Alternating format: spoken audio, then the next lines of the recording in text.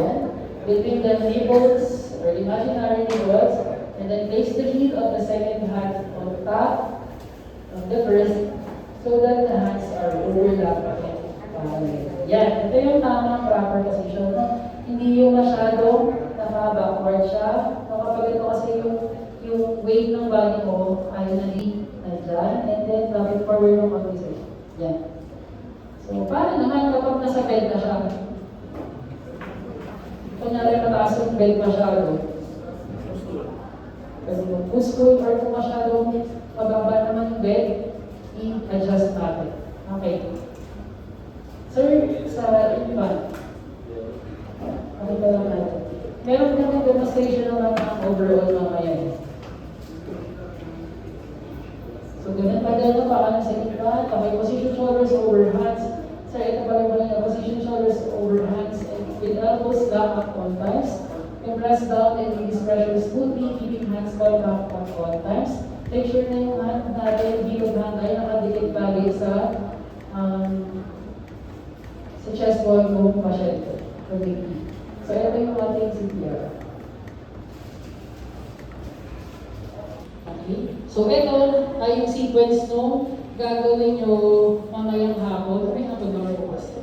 Mamayang hapon. So, ito yung sequence na mga i-video mo, refer demonstration nyo sa amin. So, might as well, tandaan nyo yung mga yan kasi siya yung mag-a-appear dun sa skill sheet ninyo kung paano i-attend yung pasyente. Una, establish seat safety by looking at the environment. Okay, sige, okay.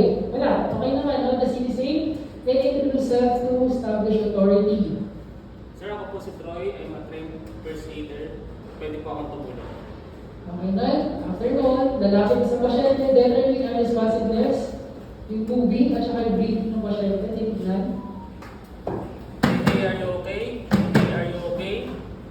Nung tingnan ko si Troy, hindi siya sumasagot, walang reaction at all. So, number 4, if unresponsive and not breathing or gasping, call for help, activate EMS for emergency medical services, and get an AED if available. Sir, na nakaalag si Sir, tawag ka sa 911. Pasabi, meron ditong isang taong nawala ng malay. Pakasabi magdala ng AED, balik ka sa akin pag nakatawag. Okay. So after calling help, ang sunod na gagawin, pulse checking within 10 seconds or 7 seconds is better. So 1, 2, 3, 4, 5, 6, 7. So, after 7 seconds, no pulse shot, no breathing, and then he decided to start compression by putting his hand on the center of the chest, yan, kagaya ginagawa ni Sir Troy, and performing 30 compressions. Ano nga? 30 compressions, 2 ventilations, ilang seconds? Okay, naka-per second si Sir Hector, si Sir Troy. Head tilt, chin lift, pinch toes, and nag-blow na siya ng dalawang beses, then back to compression. 1, 2, 28, 29, and 2. Okay, head tilt, chin lift, pinch nose, blow. Twice, back to compression. 1, 2, 3, 28, 29, and 3. Shortcut lang natin na para mas pero naiintindihan pa po ba? Okay. Then back to compression, and then second reservoir arrive with back mask and AED. Example. So ano po nagagawin sa second reservoir? So, pinadala na rescuer, ilang cycle na po yan? Boards. Yan. Okay, so start na muna tayo dyan. Okay. Kasi sa ano na yan, okay yan, sa automated external defibrillator na natin papakita. Yung buong sequence ng AED. So do this until AED defibrillator arrive, and then if patient becomes conscious, place the patient in a recovery position. Kunyari, yung CPR kanina, meron na siyang pulse, meron ng breathing.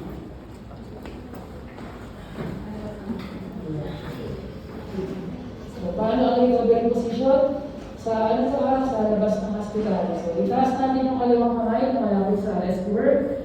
Yung kabilang kamay, kaliwang kamay ilagay sa ilalim ng baba. Yung kaliwang legs, i-overlap natin sa kanan.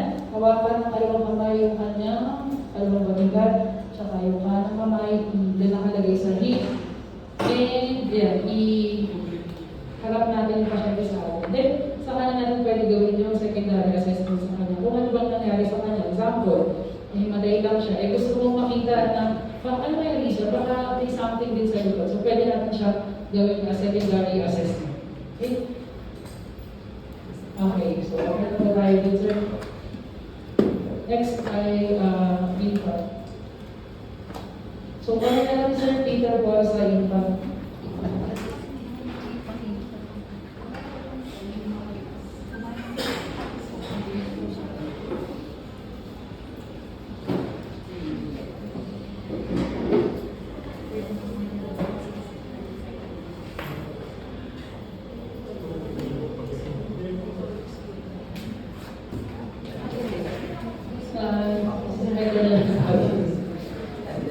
So, ang senaryo, nagdadaan ako papasok sa hospital, example. Then sa isang bahay, nagdaanan ko, nagpapanik yung daddy ng victim kasi, hindi ko alam kung gawin nagpapanik. So, si Sir Hector ang Sir, okay, so nagpapanik siya dahil napansin niya yung baby na mukhang hindi na uminom. Baby! Ano nangyari? Tinanong niya, anak niya. Hindi ko alam, sir. Okay, nanginan ulo si sir. So ako naman, based dun sa ating, anong unang gagawin ulit? Okay. So, scene safety, tingin sa paligid. And then, the scene safe, kunyari, sir, ako si Kenji, I'm the investigator, nurse ako pwede ako tumulong. Ano nangyari sa baby? Sir, sinubukan ko lang siya ng state. Tapos biglang hindi na makahinga. Pwede mo bago tayo sa scenario kasi yung sinasabi niya ay frontline body aerial obstruction which is hindi pa natin nag-discuss. So, ang ano na lang natin sir siguro, ako na nagsabi. May sakit siya for 3 days, hindi nagpapacheck up, walang pera, example. Tapos, ayun, nanginig na yung baby. So, anong gagawin ko as a rescuer? So, sige po, kunin ko muna si baby. Okay? So, ang unang gagawin ko ay checking for responsiveness. Baby, are you okay? Baby, are you okay? Baby, are you okay? So, unresponsive si baby. Ano next na gagawin? Unresponsive. Unresponsive wala, no? Ano sunod na gagawin? Unresponsive yung baby. Ano na gagawin ko? CPR ba ako agad? Hindi.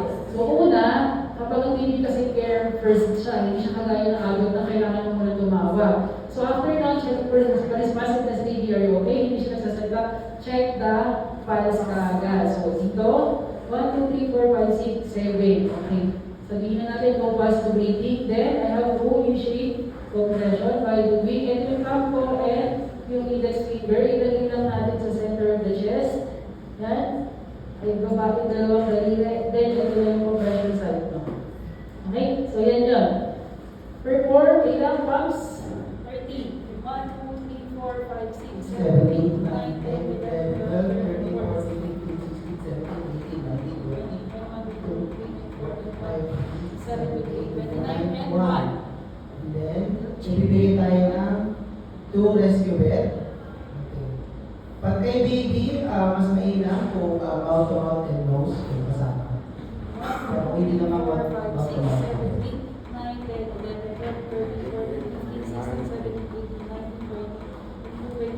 4, 5, 6, 7, 8, 9, 2.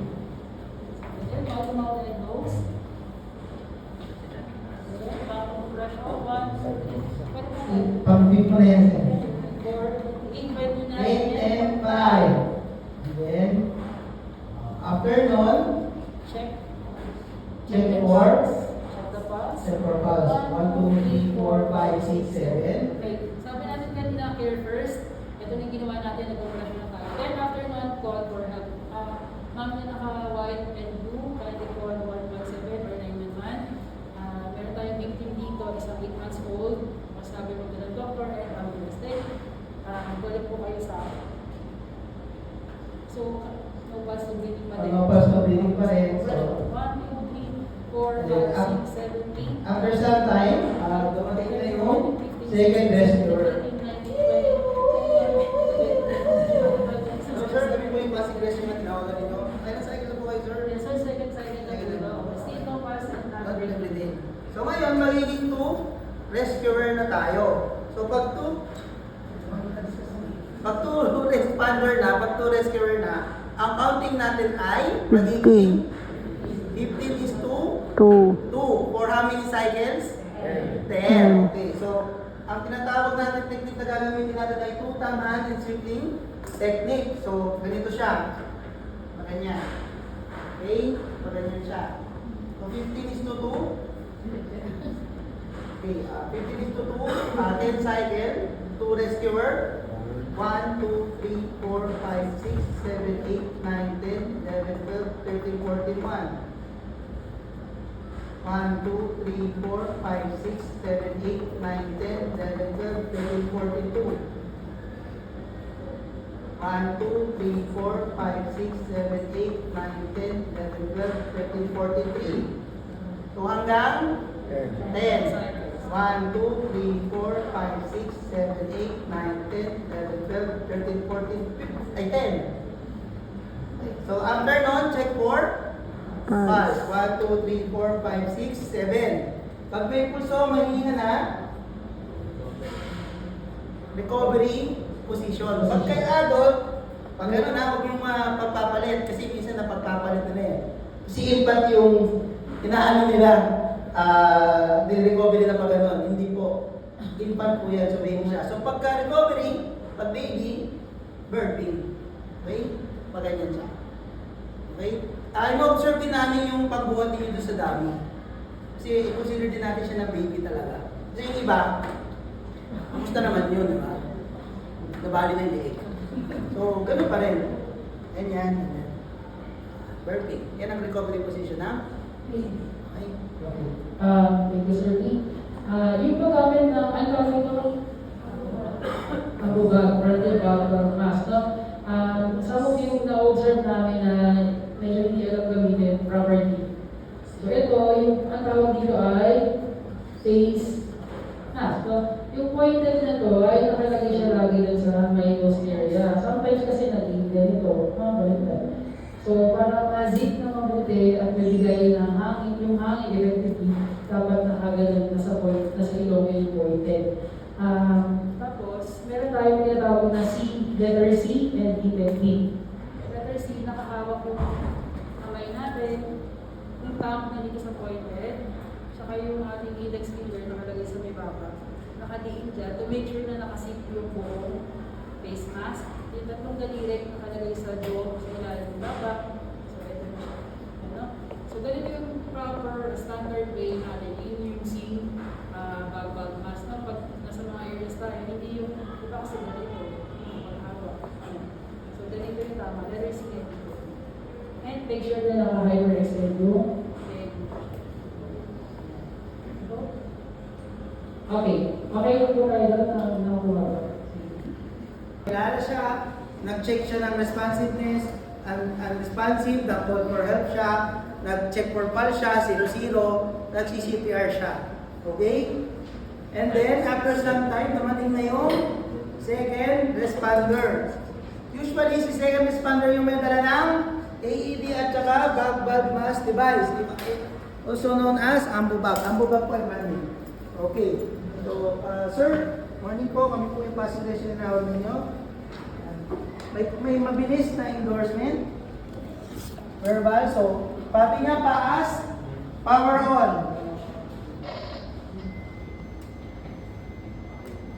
Tapos, attach. So, apply pad, sabi niya.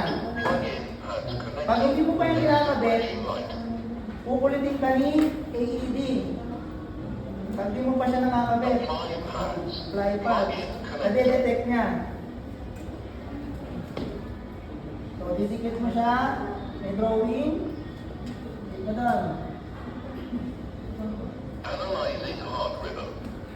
Analyzing heart rhythm. Ask the patient, sabi niya. So, makikinig tayo sa kanya. Shock advised. Charging. Giving siya to the patient. Everybody clear? Deliver shock now. Giving siya to the patient. The count of 3. Everybody clear? Clear. 1, 2, 3. Shock delivered. Tapos,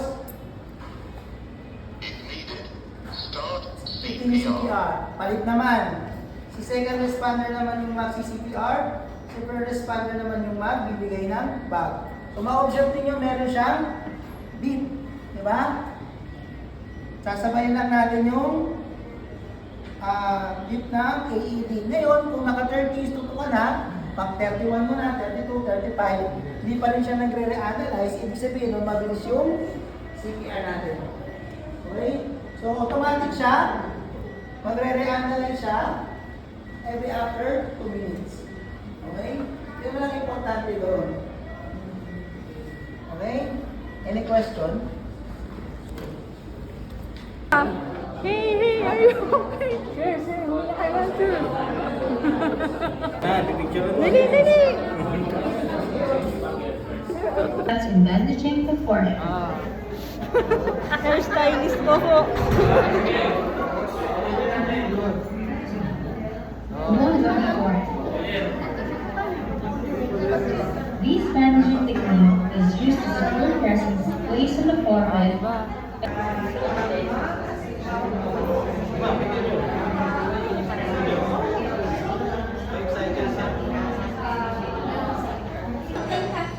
Fight to your right na sila, tapos yung number 2, punta sa kabila. Tapos mag-command set man, so Sister Martior. So ready to kneel. Command sila, ready to kneel. 1, 2, 3, kneel. Tapos, sige. Kaya ba? Responsibility. Lapit. Lapit kayo sa ready to show me your hands. It's ready to insert. Practice lang Practice lang interlock. Tapos, ready to insert. Ready, insert.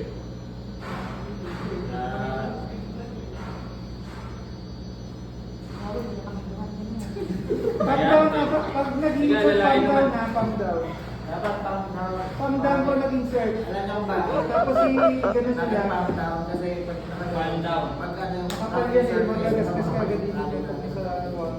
pag ano mapupusok ka lang kayo. So pa nag-insert yun? Up down. Palm down.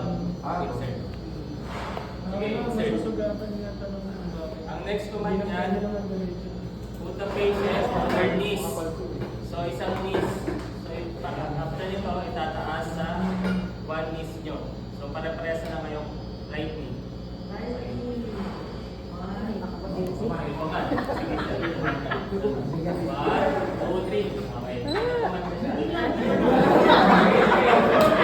Okay, knees lang muna, knees. Okay, let's Si Joey, may kaalala ko si Joey, baka mamay. ready. 1, 2, 3. Ano, lakas na, no? Head center face. Ibig sabihin, amin tayo doon kasi nandito yung ulo. So, gano'n. Head center face. Ready. Inner foot first, ha? Inner foot first. Ready to walk. 1, 2, 3. Walk. Inner foot first. Stop. Ready to put the victim on our knees. 1, 2, 3. Ano kayo? Ready to put the patient on the floor. 1, 2, 3. Okay. 1.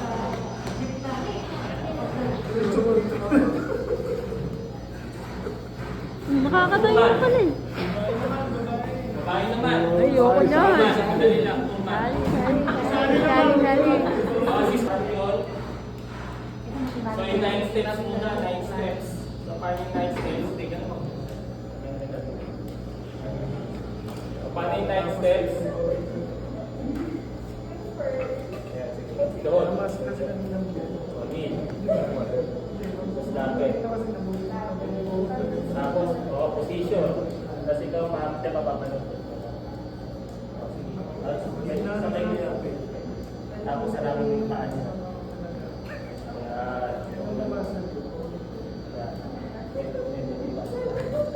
Itatayo mo pa siya.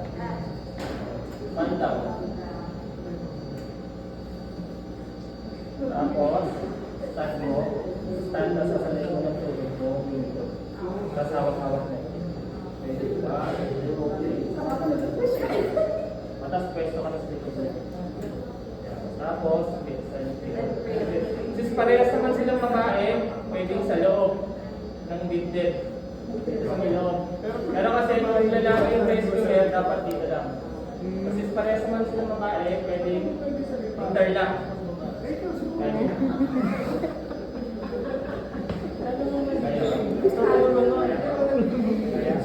Dito stand. So pag sa stand, nakato, kinuha ni ma'am.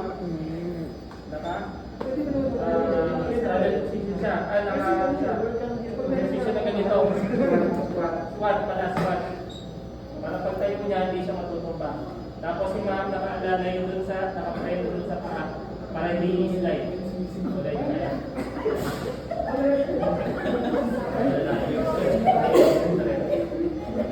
Ready? 1, 2, 3. Sumakit yung likod ko, tumunog sa likod. Straddle position. Dati yung ginagawa natin sa Kasi ka mag-straddle position ka. Straddle position siya kasi para hindi ka matutunan pag ganun. bigat pa na. Straddle Tumunog yung position. likod ko. Tapos, pumunta na si Ma'am sa Naparuga talaga natin. pwesto na yung Tapos may mga Yan. scenario pa rin na nagkakagulo na sa Okay. ayun ano yun yung last time. ganyan muna kayo. Nagkakagulo na So kung assist to walk to, may mga lakad lang sila. Walk. Walk. Ganun. Pero kung handa sa liter, pauupuin. Yung parang ginawa ko kanina. So 1 man. So para pag pauupuin, ready to kneel. 1, 2, 3, kneel. Tapos uupo si ma'am doon sa tuhod. Ganun. Upo, prinsesa. Upo ka po. Hindi mo maupo.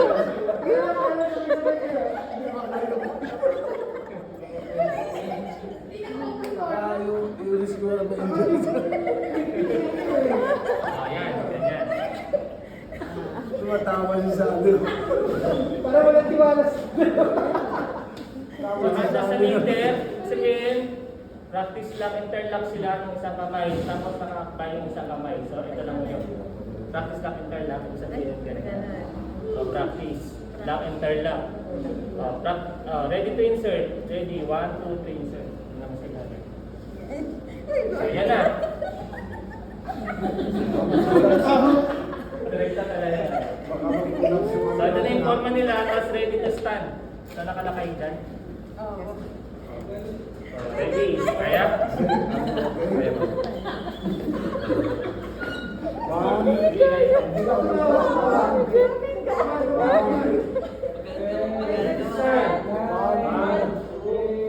Oh my God. Okay na yan, okay na yan.